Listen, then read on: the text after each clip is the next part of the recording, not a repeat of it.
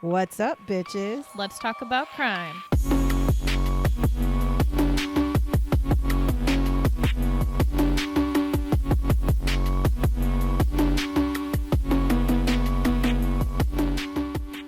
What's up, bitches? Hello. Oh, she's so mad. She's so mad because her dad took her phone. Not because she's like, not for any reason. He had to borrow it. And she's like literally sitting here going, what? No, I don't have my phone. That means you actually have to pay full attention to this episode. No. The reason why I'm saying that is because I definitely have some of the guys that I'm dating and talking to texting me. And I have a feeling dad's going to be like, ooh, I'm going to put some stupid response back. Ooh. Because it's dad and he definitely would do that. He probably could. So if any of you are listening to this and you have heard from Sierra that she's on this podcast, if you get a weird ass response, probably wasn't from her. You'll know already it was from my father. Or me. Who the fuck knows? Yeah. Let's be honest. Yeah. I mean, to be fair, you are your father's daughter. Yeah, pretty much.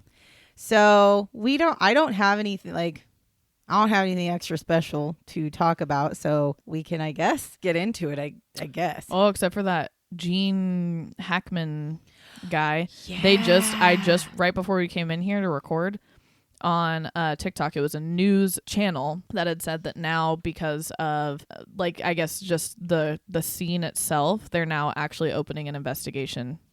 I mean, I think they should, to be honest, because I think they got killed. I do in too. some way, shape, or form. No, I do too. Or like a robbery gone wrong or some shit like that. I don't think it was just. I don't think one of them did it to each other type situation, and I don't think. No, I think there's some. No, sketch shit I definitely think there's some sketchy also, fuck shit you for there. killing the dog. Just saying. Well, I don't think okay, we don't know. I don't think the dog was killed on purpose because the dog was locked in a closet. Now there were two other dogs that survived. See, again, why But are you locked in a closet? Right. Well, I mean, yeah, there's the random. Oh, well, the door shut behind them. No, it was locked.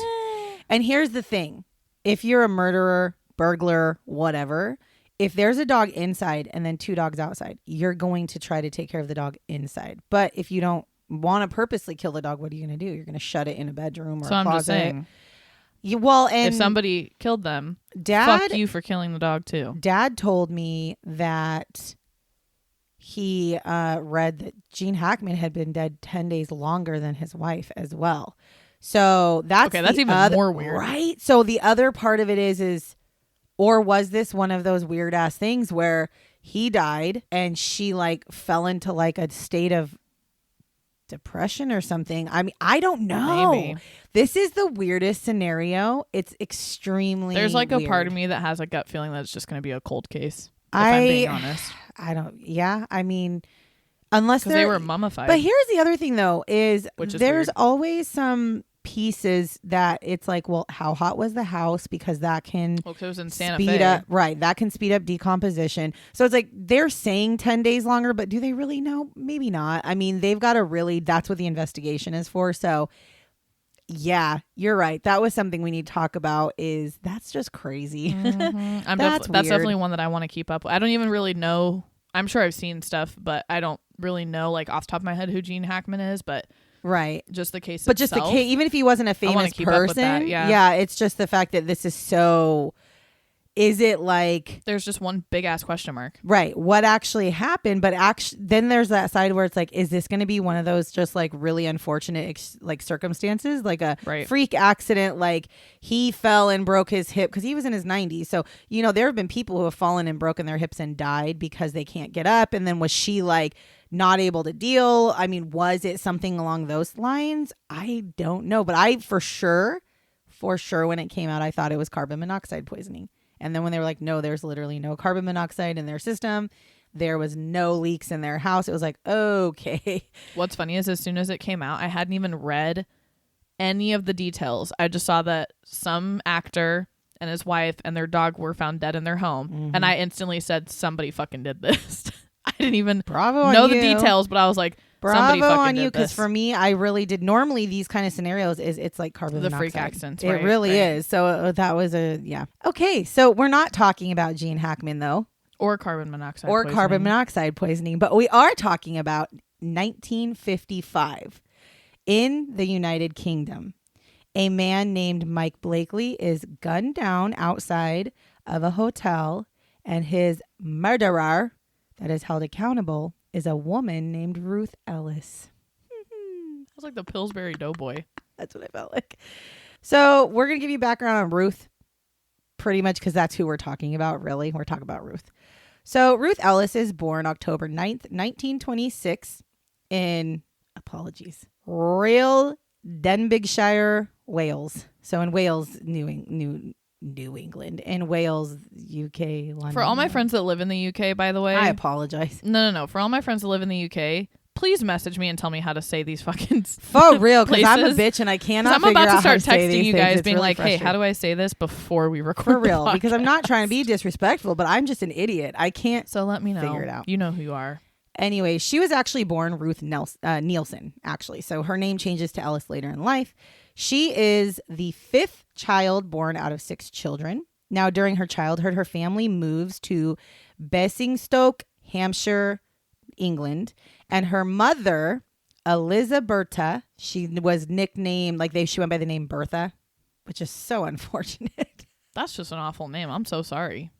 So unfortunate. They couldn't pick between Elizabeth and Bertha, so they just fucking... Elizabetha Goethals. Now, she was a Belgian war refugee, which I think is probably why her name is Elizabetha, but she went by Bertha with people in her life. And her father, Arthur Hornby, was a cellist from Manchester. I don't know why I said that shit like that. Now, hey, you know how to say that one. I do. He actually played on Atlantic liners, which are like ships. You know, like a the cruise Titanic. Ship? Yeah. Okay, he played on those kind of things as a cellist. Now, Arthur and Bertha were married in 1920. Later, after 1920, that's when Arthur actually changes his last name to Nielsen. So he changed it from Hornby to Nielsen for whatever reason. I'm not sure, but he did. He went on and changed his last name, which is why Ruth was born as Nielsen. Now, in 1928, Arthur's twin brother dies after his bicycle collides with a steam wagon.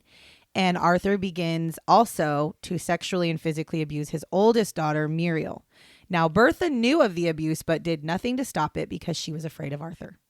Now, when Muriel was 14, she actually ends up getting pregnant at the hands of her father. And the police do question Arthur about this because they're like, you got to figure, this is in the 20s, the 30s. 14-year-olds just don't get pregnant. And very rarely did they get pregnant in the 30s. And so the police were very kind of like, okay, what? Huh?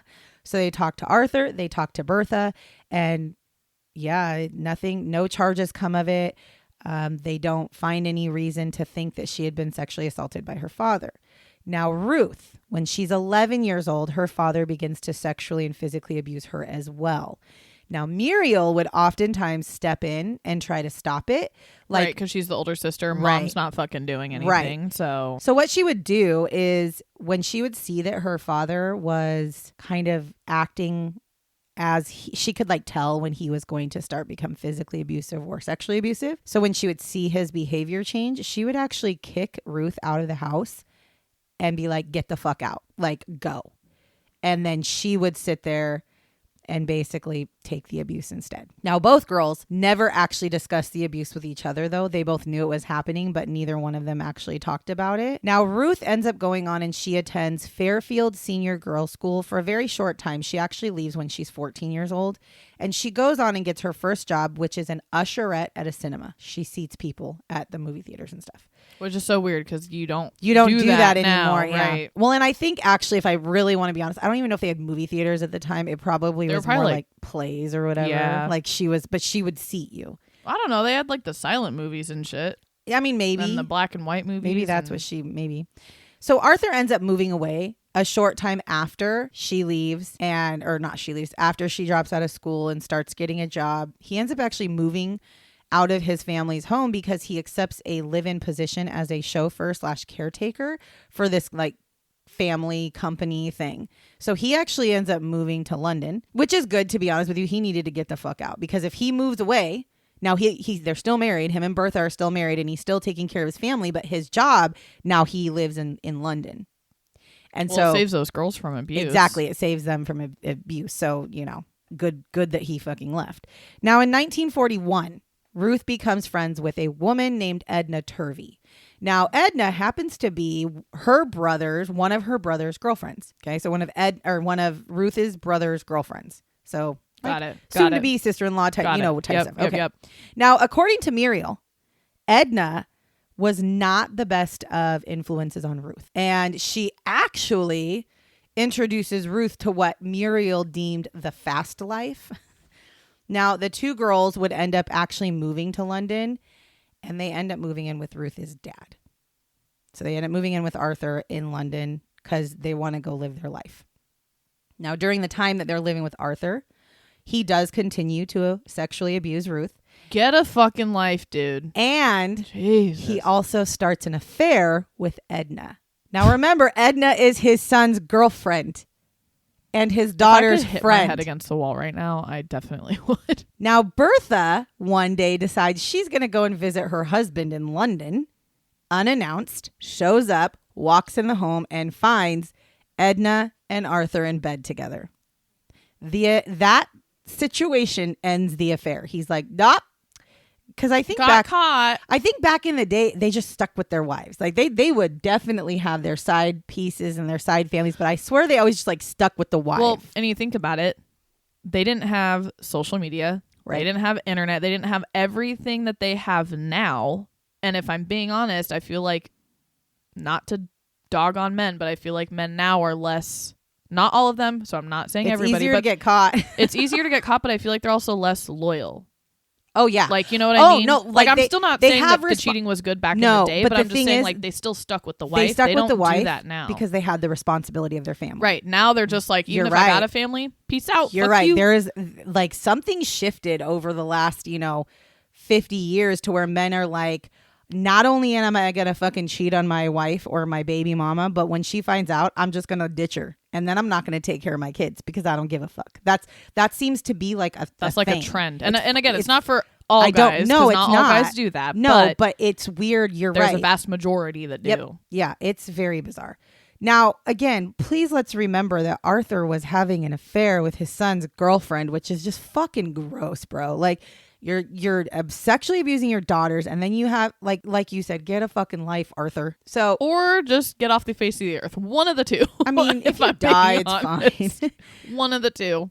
So after the affair is found out, Bertha was like, yeah, I'm going to move to London, and I'm going to live with Arthur until... Oh, hell no. Right. My gosh. I'm sitting here going, or just I walk in and you're ass. cheating on me. I don't give a fuck who it's with. There's no coming back. Let's be real. The minute I found out that Arthur was sexually abusing my daughter, well, yeah, that fucking too, out, bro. But like, no. But again, it was a different time. But I'm gonna be honest, it actually doesn't shock me because she didn't leave with the abuse. I agree. I'm being honest, I agree. It doesn't shock me at all. She stuck it out, and again, it was different times. It's the 40s. Not very many women were working. She had to raise a family. Still like the housewife. Yeah. Duties. Listen, bitch, housewife doesn't just disappear. I'm a housewife. Mm-hmm. And I'm not living in the 40s. Anyways, but I don't do the shit that housewives did. No. I don't. I hate cooking. I will. I hate cooking. I despise cleaning, but I'll do it. Pretty much I do podcasting about murders, so it's fine. And fantasizing about Disney trips. And fantasizing and planning Disney trips. Correct. That is my housewife job. Okay. So in 1944, Ruth becomes pregnant. She's 17 years old, and she becomes pregnant by a man named Claire McCallum. Now, Claire McCallum is a father, is the father of a child, and he is also a married Canadian soldier. Gee, oh my gosh. Right? What is with this, His man? family. Now, she ends up moving into a nursing home, like a nursing home for women having babies. Not like a nursing home for older people, but back in the day, they would like that show that you watched. Yes, like Call the Midwife or whatever it is. Yes, they had like these homes that girls could go into when they were pregnant, and they would stay there until they delivered the baby. Now she moves into this home, and Claire goes back to Canada and lives his life, right? Now on September 15th. Yeah, because he doesn't want the responsibility. Well, hold on. So on September 15th, 1944, she actually gives birth to a son, and she names her son Claire Andrea Nielsen, and they called him Andy for short. Now, the father, his father, sent money in support for the baby for about a year and then just stopped. Woo. Now, Andy. Wow, such a big help. Andy, her son, actually ends up living with Bertha. But Ruth continues to financially support him throughout his entire life. So she doesn't take the responsibility of motherhood either. Well, she does, but I think the thing is she's working, right? So she goes out, she has a job. Also, she lives the fast life. And so instead of putting her son through that, she leaves him with her mom, which, to be honest, probably a better option. I'd say probably best case scenario, but I mean, Bertha isn't exactly high on my list of mothers, but if you're choosing between a mom who's staying at home raising kids versus a woman who's working all the time, especially when you kind of find out some of her jobs, you probably would rather him be with the mom. But she did financially support him. Then by the end of the 1940s, Ruth is now a nightclub hostess in Hampstead, and she's also doing nude modeling. Now, the nightclub manager that she works for is a fucking piece of shit because he would actually blackmail all the hostesses into sleeping with him, or he'd like blackmail him. And I wonder, I didn't say this, but I'm almost wondering if she would do the nude pictures and then he'd be like, oh, by the way, if you don't sleep with me, I'm going to show these to the world, right? So she does that. Then by 1950, she's a full-blown escort. Okay, so now she's living the life where she's meeting men, sometimes sleeps with them, sometimes doesn't. She's a companion. She's a paid companion. Well, she ends up becoming pregnant again by one of her clients. Now, on November 8th, 1950, Ruth actually marries that said client, 41-year-old George Ellis. Now, she is only 20. What did I say? Oh my gosh, 24. She's only 24 years old at the time. So he's much older than her, but she does. I mean, he's one of her clients. She's pregnant with him. So whatever. That's not that bad. Now, he is a divorced dentist and he also already has 2 kids. Okay. Now, he was a regular club goer and he was an abusive alcoholic and super possessive. I was just going to say, wow, sounds like a good guy. Nope. Boy, oh boy, was I wrong. Super possessive to the point where Ruth would leave him many, many times. And then she'd always come back. Like it was one of those very volatile. Oh, so kind of like her mom. Yes. Now, he would also show up at the nightclub that she worked at and accuse her of cheating on him, like in front of everybody. So this turned into, which I mean, kind of. She had to sleep with the fucking you're boss. Right. You're right. And if she was a full blown escort, she probably was. Yeah. I mean, to be fair. So then in 1951, she actually gives birth to a daughter named Georgina because, again, she's married to George. Now, George absolutely refuses. She's weird as fuck. I know, right? George absolutely refuses to accept paternity for her. So, again, she gets pregnant by George, marries George, has his daughter, not the father. And he's like, it's not me. Like, bitch, you married her because she was pregnant with your baby, you asshole. Anyway, so he refuses to accept paternity. And so because of this, they actually end up separating and then they divorce shortly after that because she's like, okay, well, what the fuck is the point? Off. Yeah, if you're not going to take responsibility for your daughter, fuck you. So then in 1953, Ruth becomes the manager of the Little Club nightclub in Knightsbridge. This is where she actually meets David Blakely. He's a race car driver and he liked to drink a lot. He lived the wild life. He was a playboy. He ran around with a bunch of people, like just, living his life. And I think at this time he was only like 20. He was younger than her. I think he was only like 22 or 23. So he was like a wild one. Now, within 3 weeks of meeting Ruth, he moves in with her. Remember how we just had this conversation about how the women seem to just like cohabitate rather quickly? Now, although the rumors were that when he moved in with her, he was actually engaged to another lady. Oh my gosh. Now, remind me to also never go to another country and try to find a boyfriend because holy hell. So she ends up getting pregnant. Oh my God. Keep it in your pants, people. But she does have an abortion. Okay, and well, actually, she ends up getting pregnant a couple of times. And I think this abortion was actually her second abortion. Okay. I mean, being an escort wouldn't shock me. Right. Now, their relationship was not exactly one that she felt that she could continue because she felt not as strong feelings for him as he did for her. And so she's kind of like, listen, I'm going to start seeing other people because we are not it. Like, we are not it. I love you, but I'm not in love with you like that. Yeah. So she actually begins seeing another man named Desmond Cusson. Now he is a former Royal Air Force pilot, and he actually had been part of World War II. Their relationship develops, and Ruth eventually moves in with him. Okay, so now she's moved in with Desmond Cusson. However, during this time... Oh my gosh, here we go again. During this time... I should keep a tally. She's still having a relationship with David Blakely. Oh, you know, whatever. The one she says she doesn't see endgame with, but she can't let him go, right? Now, it's also their relationship has actually become a lot more toxic and way more violent. At one point, David even asks Ruth to marry him, and she actually agrees. She's like, yeah, okay, I'll marry you. So she doesn't see endgame with David, but she says, yes, I'll marry you. However, January of 1955, Ruth has a miscarriage. And the most likely cause of the miscarriage is the fact that her and David had been fighting, and he punched her in the stomach. It's not funny. I'm not laughing at that. I promise. I'm laughing at your face. That's not funny. So wow. Then at that point, I feel like she's kind of like, nah, I'm not going to marry you. Okay. So I wouldn't either. Okay. So again, that's January 1955. April 10th, 1955. So 4 months later, Ruth is looking for David. But okay. 3 months later, Ruth is looking for David. Now, she shows up actually at a location that she thinks he might be staying. Because again, remember, he lived with her for a while. So like when he moved out, he had to go like live with other people. Now she like pulls up to this place, which is his friend's house, like apartment.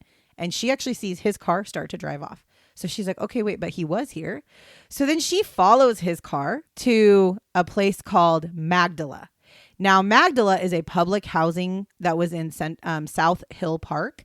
And his car is there. She sees him there. And she's like, okay, I'm just going to wait him out. So around... Was it a fucking stakeout? 9:30 p.m. Oh my God. Dave and his friend, they leave the Magdala. And at this time, Ruth is actually like waiting, but she's kind of like hiding in like a doorway. So she's doing a stakeout. No. Please hold. She sees David go to his car, and he's like fishing his keys out of his pocket. And Ruth takes out a .38 caliber Smith & Wesson Victory model revolver from her purse, and she shoots it at him. And David's like, what the fuck? And he starts running around his car because she misses him. And she fires a second shot, and she hits him, and he falls to the ground. So then she stands over him and fires 3 more shots into him. Then she turns to David's friend Clive, and she says, will you call the police, Clive? And they don't even have to call the police because there's actually an off-duty police officer that literally just watched this whole goddamn thing go down.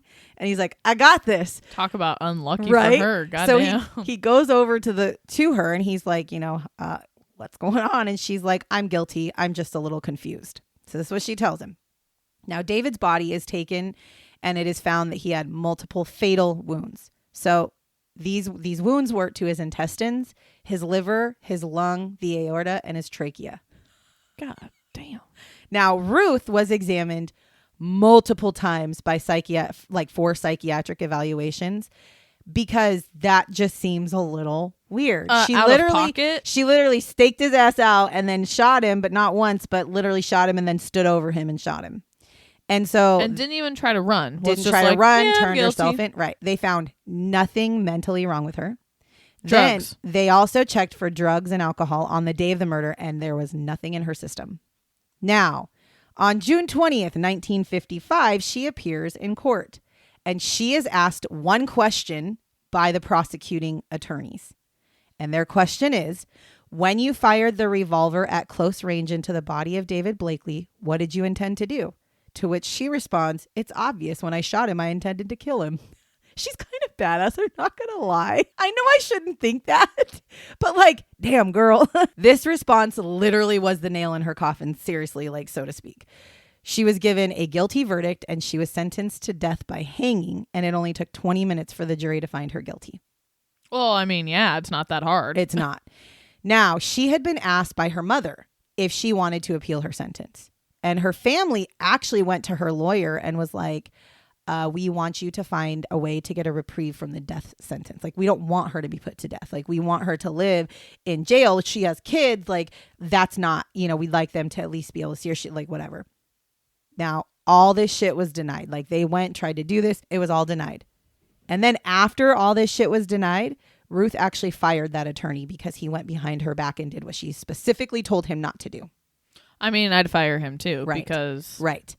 She actually ends up getting a new lawyer, and the one that she actually got was the same lawyer she had that represented her in her divorce back in the day. Now, on July 12th, 1955, this is the day before she is set to be executed. She actually calls in her lawyer and says, I want to make a will. I have kids. Like, I want to make a will. And she had met up with her lawyer and his associate. And during this time, they ask her if she will at least tell them where she shot where she got the gun from. Because they're like, you don't just own this gun, Ruth. Like, where did you get it from? And she said, I will tell you as long as you don't try to use it to stop the execution of me. They actually said, well, we don't know if we can promise that, because if it's something that would maybe save your life, we might actually use it. And so she really was like, no, I'm not telling you. Then she does actually end up telling them, though. What she tells them is that she was given the gun by Desmond Cusson, her other boyfriend, and that he had taught her how to shoot the gun the previous weekend before the murder, and that he also drove her to the murder scene. And it was there was a lot of speculation that he actually talked her into murdering Blake. Why? Or Blakely. Why?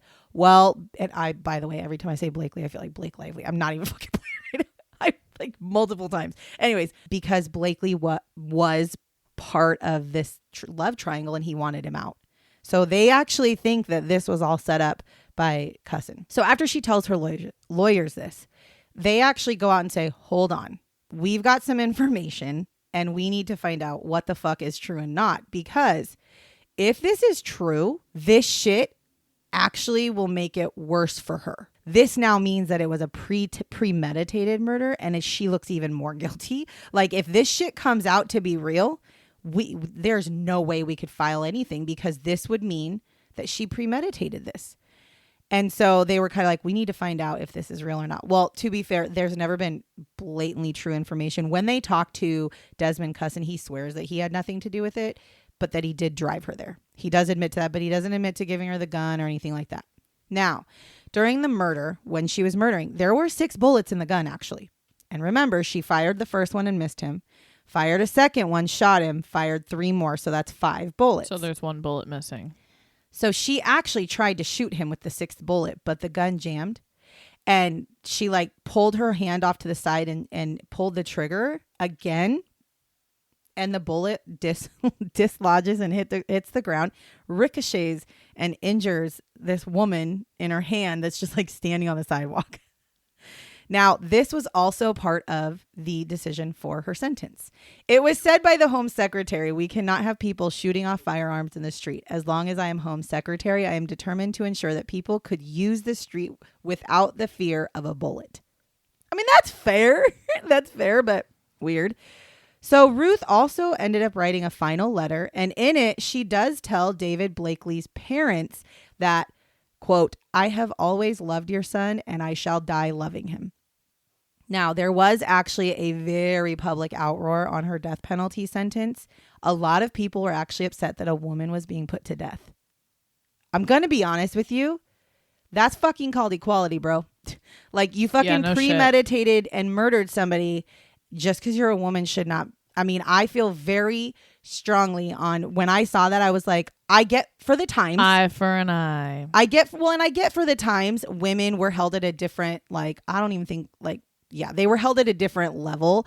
But I don't even know if you would call it a higher standard. No, they weren't. They weren't. But in a world that I live in the world that I choose to live in, if you're a murderer, you're a murderer. If you're a woman and a murderer, you're still a murderer. You deserve to die for what you did because that's the sentence. So being mad because a woman was put to death is mind-boggling to me. And most people actually felt that she deserved to have a consequence, but it should have been in the form of prison for life and not a death sentence. So I'd ask those same people, obviously I can't because this is the fucking 50s. Do you feel that way about a man who premeditated and murdered his girlfriend? No, you don't want him to die. So again, That's just how it goes. Now, July 13th, 1955, just before 9 a.m., she is brought to the gallows. And the executioner said that she was calm and even smiled at him before he pulled the lever. Pull the lever, cronk. Before he pulled the lever for her to drop through the floor. He even stated that he had executed 430 people and 50. What a shitty job. Right? Obviously you don't mind it, but... But for real, your job is... It makes me wonder if sometimes the people that are murderers or have those tendencies would take on those jobs because you are killing somebody. You are. But you're not getting in trouble for it. True. That'd be a great job for like a serial killer. It's going to sound really morbid, but like I feel like that's like a good outlet for it. It's a way to maybe stop you from doing something you shouldn't be doing. Yeah. He killed over 430 people, and 15 of those people were women. So she wasn't the only one. And he said she stood with the bravest of them all. Like she beat out all the other women, and he was like, she was a fucking badass bitch. Like she literally was like, I'm ready. like okay. Now Ruth Ellis was the last woman to be executed in the UK. And she actually had a very large impact on them completely abolishing the death penalty altogether, which happened only 10 years later. So part of why they abolished the death penalty as a whole was her case. They would bring forth like, well, look at Ruth Ellis. She was hanged only 10 years ago for killing her lover. Which, again, I still don't understand how that equates. Because she actually... I still just don't understand why. This is one of those things where I sit there and go... Like, this isn't like a case of like, oh, no, she might not have done it. Oh, no, we don't know. No, it is. Like, cold cut turkey. Did it. She did it. Absolutely. And she had zero fucking remorse about it. And again, you're already getting put to death. Why don't you just tell us why? So the thought of it is, because she never actually said why. But what the thought process is, and I actually agree with it, is that she was getting revenge on him for causing her miscarriage. Because when she was... I could see that. Yeah, when she was talked to about their relationship and stuff, one of the things that she did bring up was that she had gotten pregnant. And she said, like, I don't know if he caused my miscarriage. She said, but it just seems kind of weird timing that he probably did. Well, she said... It just seems like weird timing because I was pregnant and we got into an altercation. He punched me. She said tummy because she was an older, 1950s woman. She said he punched me in my tummy. And I think it was like maybe a couple weeks later, she had a miscarriage. And so, or maybe even a couple days later. And she goes, and then I miscarried. And so people genuinely think that her reason for doing it is that. However, there is the other side of it where a lot of people believe that she did it for Desmond Cusson, because Desmond Cusson gave her the gun, supposedly taught her how to shoot it, brought her there, and basically wanted to get rid of Blakely so that their love triangle would end. Or it could have been a combination. And it could have been a combination. Like she could have said that she... wanted to do this because he caused the miscarriage, and he probably was thinking like, oh, then he's out of the picture too. So I'll just what help if, and to be honest, what if the baby wasn't like, could have been his, right? Whose child was it? Maybe because that's the other thing is, what if it was his kid, right? And she knew it, right? And then now he's probably going to be like, fuck yeah, kill that bitch for killing our baby. Yeah. So there isn't. Again, she was willing to talk about stuff, but for the most part, she was very just like, okay, yeah, I did it. Yes, I'm going to die, and that's fine. Like, I accept my consequences. I think the thing that's shitty about that, though, is like, if it is the theory of the miscarriage portion, I understand that, but you also have kids that still needed their mom. Yep. Which is why her mom was trying to get her to ask and appeal, so that now your mom has to take care of those kids. Right. But then I think about those kids, and I think, are they going to get abused? Well, and it's detrimental to them because she had a daughter. Well, and not only that, it's the dad.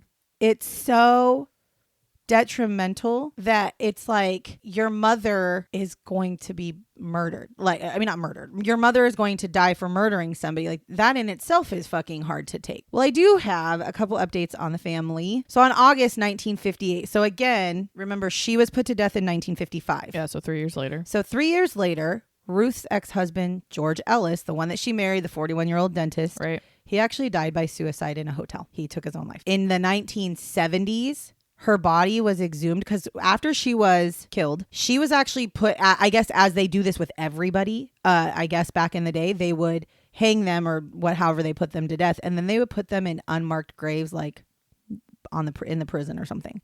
So that's where she had been. Well, in the 1970s, her son actually pays for her body to be exhumed, and he wants her buried elsewhere. So her son actually pays for her body to be buried like in a actual cemetery. In an actual cemetery, yeah. Then in 1982, Ruth's son takes his own life shortly after he went to her grave and completely destroyed it. So there's that. Her daughter, Georgina. See, again, look at the effect that you fucking had on people. Exactly. So Georgina was actually taken in by her father after she was arrested, actually. So, because you have to remember that Andy was the father of the Canadian, his father was the Canadian married man, so he's not going to take care of it. So he was raised by Bertha. But Georgina's father, even though he did not accept paternity, after Ruth was arrested, took responsibility. I don't know if he treated her well or not. I don't know. But he did take care of her and he took her in. Again, he commits suicide 3 years after taking her in, right? And so after he dies, her daughter Georgina is actually put into a foster care system. And she actually ends up living until 2001. She lived until 2001. She actually died of cancer at the age of 50. Kind of like a depressing ass ending to the story, because one woman's murder, one person's heavily affected everybody else. Everybody. Lives. Exactly. I mean, it even affected Georgina's life, even though Georgina didn't kill herself or, what, like the other people did. Had to go through the foster system. She went through the foster system. She had Which I don't know how their foster system is compared to the one I don't either, but I can't imagine it being, foster system overall, I feel like it's not ideal. It's not ideal because you get shuffled around to different homes unless somebody wants to adopt you. And that's no way for any child to live. And so she had to go through that. And she had to...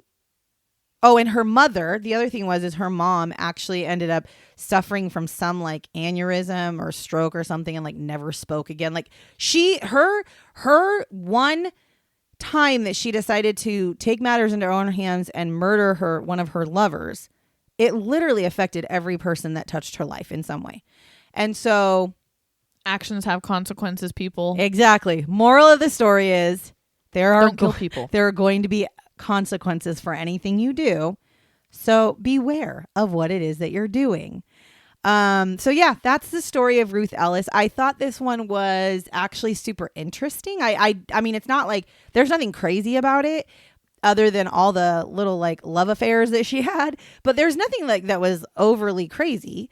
Sometimes it's nice to have just like a cold cut. Well, that's what I was going to say is it seems like I'm trying, like there are some that are like real crazy and I'm trying to find the ones that are maybe don't always have a twist to the end or maybe don't have so much gruesome detail. Because this one, in my opinion, isn't that gruesome. She just shot the guy. Like it just happens. Like it doesn't just happen. You don't just shoot somebody. It's fine. But I mean, it wasn't like some crazy gory fucking story. And she gets put to death, which she deserved. She took the death penalty, but she affected a lot of people's lives. I just wish she would have told the reason why. I wish that she would have so many speculations specifically said, yeah. But again, she did admit that Cusson had something to do with it. I don't know if she actually ever admitted that he told her to do it, but he most definitely, I would be more apt to believe that she killed him because Desmond Cusson was like, we need to live our life. He's an abusive piece of shit. And we just need him gone and he'll never be gone unless he's dead. That's kind of what I figure. And now, as Cusson was a World War II vet and stuff, like he could have done it himself, but clearly he doesn't have it in him to just kill people. What Blakely did not deserve death, period. Therefore, she deserved death, whether she's a woman or not, because she took somebody's life for whatever reason. Yeah, he was a garbage pail. He fucking abused her. Yeah, 100%. And they had the two of them actually had big alcohol problems together.